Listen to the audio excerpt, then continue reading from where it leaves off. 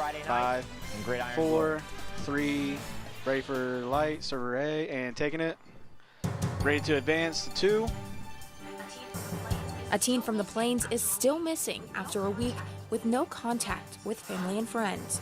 A new women's recovery house is coming to Athens, and there's a way you can help it succeed. And in sports, Ohio women's basketball dominates Notre Dame College in a morning matchup. Ready to advance. Starts right now. All right. Ready, Lily. Ready to take 2. From WOUB TV in Athens. 2. This and is Newswatch. Cure. A 16-year-old girl from the Plains has been missing for 8 days. Good Ready evening. on 1. I'm Lily Bradley. All right, Thanks taking for 1, joining turn to us. 1. The Athens County Sheriff's Office is still searching for the whereabouts of Jessica Smith. Ready, the Sheriff's Office made this post on Facebook back on November 9th. The post reads that on November 8th, Jessica ran away from home and has not been located. The Sheriff's Office said they have not been able to contact her mother after several attempts. On November 11th, a deputy went to the hotel she was allegedly staying at, but they did not find her. We talked with Jessica's friend Asha Dexter to see what she thinks happened. Dexter texted with Jessica on November 9th before she knew the teen was missing, and she read some of those messages to WOUB. Taking it. I said, "Why ain't you home? I need you." She said, I left because I want to be happy. She said, "I'm sorry you need me." All right, ready, Lily. Ready, Lily's mic. I need you too, but we can't be hanging out. Ready, because Lily? I left so I could be happy, and then she hasn't been active. All right, since. Cube. Dexter says Ready, she hasn't heard from her since. Ready to lose, Lily. Before she ran away, Jessica lived in this trailer with her mother, stepdad, and younger sister. Taking shot. Why Lose Lily. Ready, full screen. 20. She has friends and family. Ready, full screen with Lily. I 15. try and help her out the best I could, and just tell her that Camera ready. I really love her and miss her and want her to be happy and be home and safe with her family. All right, taking full screen. As of right now, there is a lot of information we still don't know. Ready to come back out to 2? It's unclear who filed the missing persons report and if Jessica is alone or not. She is a mother of a 2-year-old daughter, and the whereabouts of the child are unknown at this time as well. The Sheriff's Office says if you have any information regarding Jessica's location, to contact the Sheriff at 740-593-6633. I don't see one. Stay tuned to WOUB as more information becomes available. Environmental and safety authorities have more details about the Parkersburg industrial warehouse fire. Ready to come out to the blaze 1. began October 21st, lasting more than a week in an IEI plastics property. The warehouse content list includes various types of plastic pellets. Right now, the company's cleanup plan is under review. The state will have to pay almost $1.5 million. Ready, full screen. A Nelsonville man has announced he will run for Ohio's 94th state representative seat. Democrat Taylor Sappington announced he will be challenging Republican Jay Edwards for the position. Edwards was elected back in 2016. We're going to double box and go to the newsroom. Is a member of the Nelsonville City Council. All right, taking 2. Cure. Ready, boxes. A formal event in Athens will help shed light on the opioid crisis and help a local women's recovery house. Bring up Chelsea's mic. Chelsea Sick is live in the WOUB newsroom with more on the event. Chelsea? Taking it full. Lily. In a little less than 2 weeks, the Ohio University Senior Nursing class will be hosting a formal gala for the community. The goal is to inform the community on how to help those who are struggling with opioid addiction. All funds will go to a local women's recovery home that is opening in the coming months. We'll just assume like this stigma of addiction is something that they choose to do, but it really isn't. It's a disease process. The Ohio University Senior Nursing class is stepping up, working to show the community how the opioid crisis is taking a toll in Southeast Ohio. A formal event, the Purple Gala, will be an evening to shed a light on the opioid epidemic, discussing ways the public can help fight the opioid crisis.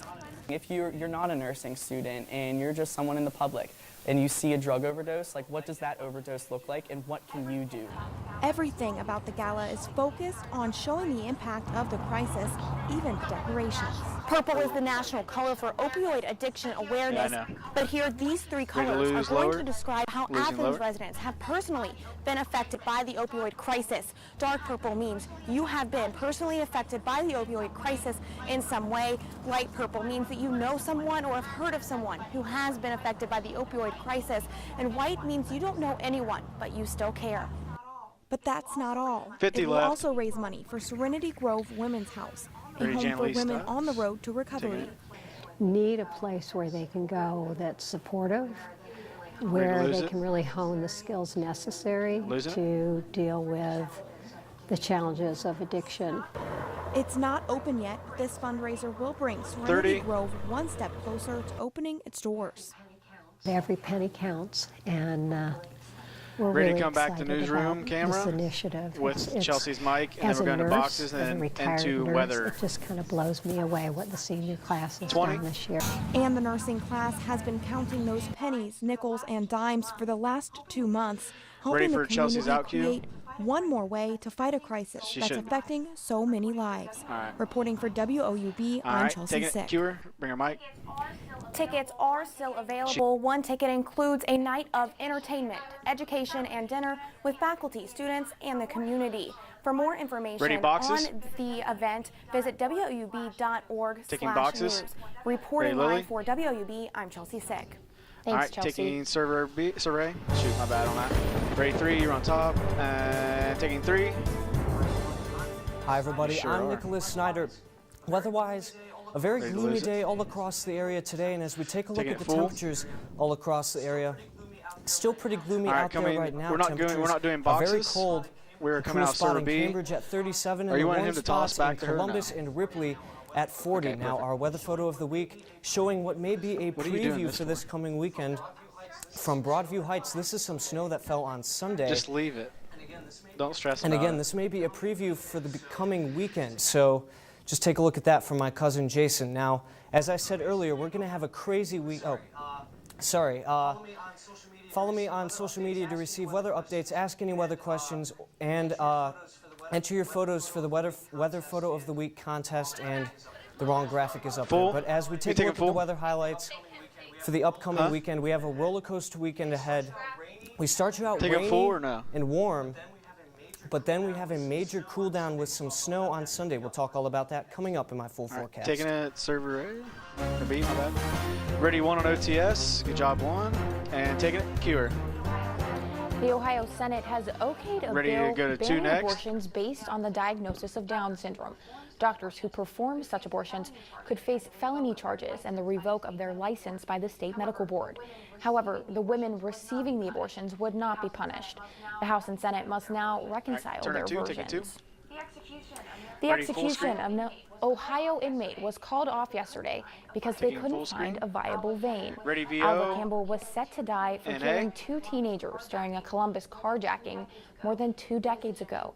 The decision to postpone the execution came despite 3 exams within 24 hours that said veins were accessible, including one just minutes before the execution. Experts say this failed execution will lead to new challenges in the state's lethal injection process. And bring it lower. West Virginia police caught a registered sex offender accused of stealing a vehicle. Bobby Nichols allegedly walked out of the Kanawha County Hospital only wearing a gown and fled the area in a delivery truck. Authorities say Nichols' wife was trying to get her husband a mental hygiene warrant. Nichols eventually ditched the van and was able to hide from police until Wednesday afternoon. We must have told half dozen people that because the houses are, about spread out up there. So Ready, Lily, and her mic. Because right in that area is where we work.